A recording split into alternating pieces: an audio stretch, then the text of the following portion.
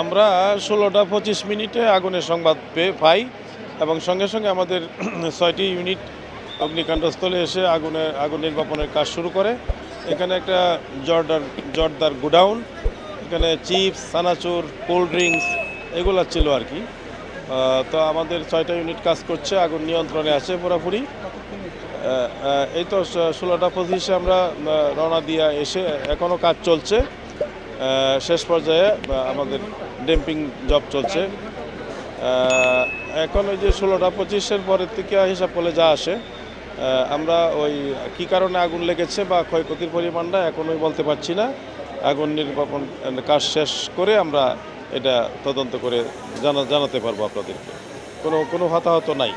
দোকান হইলো দোকানের নাম হলো এমি স্টোর। হ্যাঁ, দোকান হইলো 3টা দোকান, 3টা গোডাউন এবং নিচেও মালামাল এবং দোতলায় মালামাল ছিল। হ্যাঁ, এটা ওই স্টেশনারি মালামাল, বিভিন্ন আইটেমের মালামাল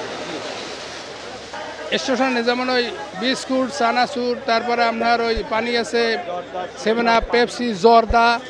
হ্যাঁ, তারপর কি বলিয়ে দাও বিভিন্ন, ঠিক আছে, মাম পানি বিভিন্ন ডিস্ট্রিবিউটর। হ্যাঁ, সব সিগারেট থাকে, সিগারেট বিভিন্ন দামিও সিগারেটগুলো থাকে। হ্যাঁ, সব পুড়ে গেছে, একদম সব। আসরের নামাজের সময় আমি চকবাজার থেকে এবাদুল্লাহ মসজিদের গেট থেকে দেখতেছি উপরে ধোঁয়া উঠতেছে। এই অনেক ব্যবসায়িক জায়গা তাদের সাথে আস্তে আস্তে এই যে ভিতরে আগুন জ্বলতেছে, দাউদ হয়ে গেল। ঠিক আছে, এই ফায়ার ব্রিগেড আসলো, তারপরে এদিকে ব্যবসায়ীতে আরও যুবক ভাইরা বিভিন্ন নেতৃবৃন্দ আর কি এই আগুনের এই পর্যন্ত আছে আর কি। এখানে 6টা দোকান, হ্যাঁ, সেটা ভিতরে সব পুড়ে গেছে।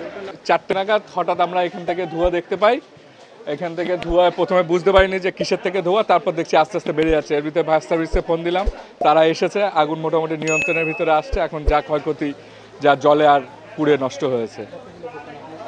এখানে দোকান মূলত হলো গোডাউনে আগুন লেগেছে। আমার এই পাশের দোকান আর এই হলো গোডাউনগুলোতে পানিতে যতটুকু মাল নষ্ট হয়েছে।